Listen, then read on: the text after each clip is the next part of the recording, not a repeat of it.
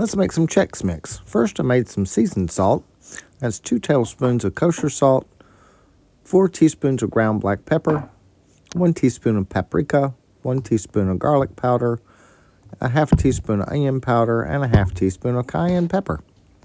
And I ground that up in the grinder and put it in a container.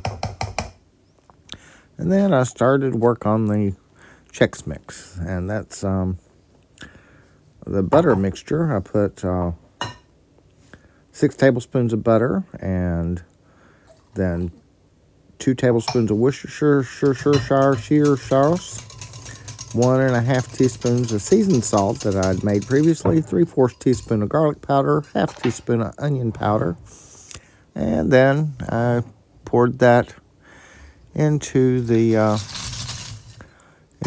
rest of it in just a minute here. After I added 4.5 cups of Corn Chex and 4.5 cups of Rice Chex, a cup of mixed nuts, and 2 cups of those garlic flavor bagel chip things. And then poured that butter mixture all over it.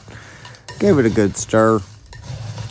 And once I got it all incorporated, I put it in a pan and baked it in the oven at 250 degrees for 45 minutes, and I stirred it every 15 minutes. So this is me putting it in the pan, and then spreading it out.